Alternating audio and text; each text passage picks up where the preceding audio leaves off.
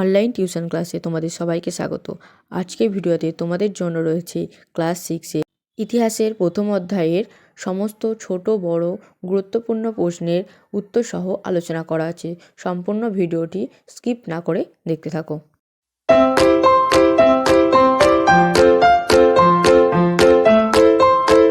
প্রশ্ন নাম্বার 1, নদীমাতৃক সভ্যতা কাকে বলে?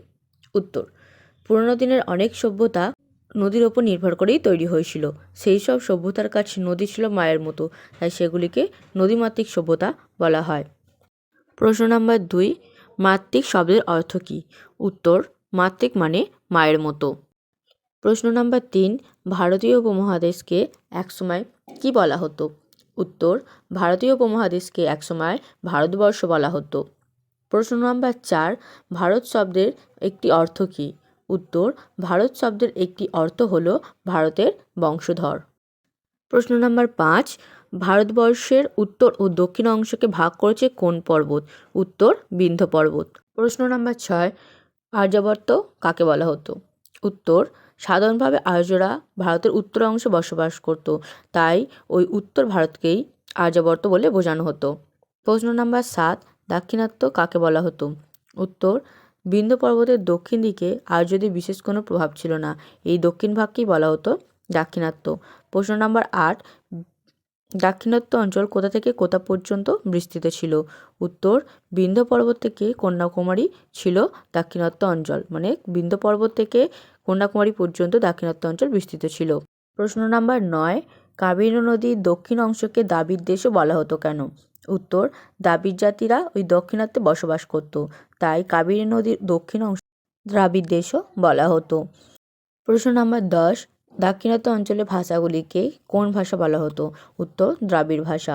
প্রশ্ন নাম্বার 11, ভারতের প্রথম যাত্রী নিয়ে ট্রেন কবে চালু হয়? উত্তর, 1853 সালের 16 এপ্রিল। প্রশ্ন নাম্বার 12, তুষার যুগ কাকে বলে? উত্তর, হাজার হাজার বছর এই পৃথিবীতে বরফ জমেছিল, সেই লম্বা সময়টাকে তুষার যুগ বোঝানো হয়। প্রশ্ন নাম্বার 13, ধাতুর যুগ বলতে কী বোঝো? উত্তর, একসময় মানুষ তামা, ব্রোঞ্জ, লোহা এইসব ধাতুর ব্যবহার শিখেছিল, এই সময়টাকে বলা হয় ধাতুর যুগ। প্রশ্ন নাম্বার 14, তামার যুগ বলতে কী বোঝো? উত্তর, যখন শুধু মানুষ তামার ব্যবহার জানত সেটাকে বলা হয় তামার যুগ। প্রশ্ন নাম্বার 15, প্রাক ঐতিহাসিক যুগ বলতে কী বোঝো? উত্তর, একসময় মানুষ লিখতে পারত না, সেই সময়ের কথা আমাদের অনুমান করে নিতে হয়, সেই সময়কে অনেকে প্রাক ঐতিহাসিক যুগ বলেন।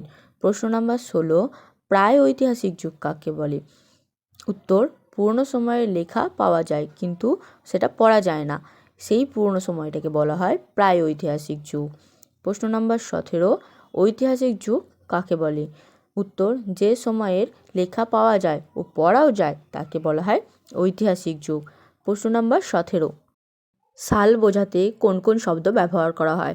উত্তর, সাল বোঝাতে অব্দ ও বছর এই কথাগুলি ব্যবহার করা হয়। প্রশ্ন নম্বর 18, কুষাণ সম্রাটদের মধ্যে সেরা কে ছিলেন? উত্তর, কনিষ্ক। প্রশ্ন নাম্বার 19, কনিষ্কাব্দ কাকে বলা হয়? উত্তর, কনিষ্ক সিংহাসনে বসে এক নতুন অব্দ গোনা চালু করেন, এই অব্দ গোনাকে কনিষ্কাব্দ বলা হয়। প্রশ্ন নাম্বার 20, কনিষ্কাব্দের আর এক নাম কি? উত্তর, শকাব্দ। প্রশ্ন নাম্বার 21, কনিষ্ক কত খ্রিস্টাব্দে সিংহাসনে বসেন? উত্তর, 78 খ্রিস্টাব্দে। প্রশ্ন নাম্বার 22, গুপ্তাব্দ কাকে বলা হয়? উত্তর, গুপ্ত সম্রাট প্রথম চন্দ্রগুপ্ত একটা অব্দ গণনা চালু করেন, একেই গুপ্তাব্দ বলা হয়। প্রশ্ন নাম্বার 23, কত খ্রিস্টাব্দ নাগাদ গুপ্তাব্দ গণনা শুরু হয়? উত্তর, 319 থেকে 20 খ্রিস্টাব্দ নাগাদ। প্রশ্ন নাম্বার 24, কে কবে থেকে হর্ষাব্দ গণনা চালু করেন? উত্তর, হর্ষবর্ধন রাজা হওয়ার সময় থেকে, অর্থাৎ 606 খ্রিস্টাব্দ থেকে হর্ষাব্দ গণনা চালু করেন। প্রশ্ন নাম্বার 26, খ্রিস্টাব্দ বলতে কী বোঝো? উত্তর, যীশুখ্রিস্টের জন্মকে ধরে যে অব্দ বা সাল গোনা হয় তা হলো খ্রিস্টাব্দ। প্রশ্ন নাম্বার 27, যিশুর জন্মের আগের সময়কে কী বলা হয়? উত্তর, খ্রিস্টপূর্বাব্দ। প্রশ্ন নাম্বার 28, 10 বছর একসঙ্গে বোঝাতে কী ব্যবহার করা হয়? উত্তর, দশক কথাটি ব্যবহার করা হয়। প্রশ্ন নাম্বার 29, জাদুঘরে কী কী রাখা থাকে? উত্তর, মাটির নিচ থেকে পাওয়া পুরনো দিনের নানা প্রত্নবস্তু যত্ন করে রাখা থাকে।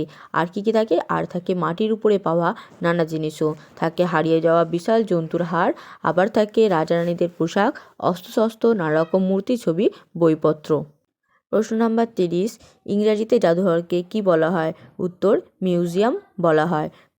প্রশ্ন নাম্বার 31, প্রত্নতাত্ত্বিক বা পুরাতাত্ত্বিক কাদের বলা হয়? উত্তর, মাটির নিচে চাপা পড়ে যাওয়া উপাদানগুলিকে যারা খুঁজে বের করেন তাদের প্রত্নতাত্ত্বিক বা পুরাতাত্ত্বিক বলা হয়। প্রশ্ন নাম্বার 32, প্রত্ন বা পুরা শব্দের অর্থ কী? উত্তর, প্রত্ন বা পুরা শব্দের অর্থ হলো পুরানো। প্রশ্ন নাম্বার 33, প্রত্নবস্তু বা পুরাবস্তু বলতে কী বোঝো? উত্তর, খুঁজে পাওয়া পুরনো জিনিসগুলিকে বলা হয় প্রত্নবস্তু বা পুরাবস্তু। প্রশ্ন নাম্বার 34, যখন মানুষ কথা বলতে পারত না তখন একে অন্যের মনের ভাব কীভাবে বুঝত? উত্তর, একসময় যখন মানুষ কথা বলতে পারত না তখন হাত মাথা নেড়ে অঙ্গভঙ্গি করত, সেগুলো থেকেই একে অন্যের মনের ভাব বুঝত। প্রশ্ন নাম্বার 35, হরপ্পার ইতিহাস জানতে সাহায্য করে কি? উত্তর, মাটি খুঁড়ে পাওয়া প্রত্নতাত্ত্বিক উপাদানই হরপ্পার ইতিহাস জানতে সাহায্য করে। প্রশ্ন নাম্বার 36, প্রত্নক্ষেত্র কাকে বলা হয়? উত্তর, একটা বড় অঞ্চল জুড়ে অনেক সময় প্রত্নতাত্ত্বিকরা খোঁড়ার কাজ চালান, ওই অঞ্চলটাকে প্রত্নক্ষেত্র বলা হয়। প্রশ্ন নাম্বার 37, শিলালেখ কাকে বলা হয়? উত্তর, পাথরের গায়ে খোদাই লেখাগুলিকে শিলালেখ বলা হয়। প্রশ্ন নাম্বার 38, প্রশস্তি বলতে কী বোঝো? উত্তর, অনেক শাসকের গুণগানও লেখ হিসাবে খোদাই করা হতো, সেগুলিকে বলা হতো প্রশস্তি। প্রশ্ন নাম্বার 38, প্রশস্তি শব্দের অর্থ কী? উত্তর, প্রশস্তি মানে গুণগান করা। প্রশ্ন নাম্বার 39, শিল্পবস্তু সাধারণভাবে কত রকমের ও কী কী? উত্তর, শিল্পবস্তু সাধারণভাবে 3 রকমের, স্থাপত্য, ভাস্কর্য ও চিত্রকলা। প্রশ্ন নাম্বার 40, ভাস্কর্য বলতে কী বোঝো? উত্তর, পাথর ধাতু ও পোড়ামাটির ওপরে খোদাই করে নানা কিছু বানানো হতো, এগুলোকেই ভাস্কর্য বলে। উদাহরণ হচ্ছে যেমন দেবদেবী, মানুষ ও পশুর মূর্তি ইত্যাদি।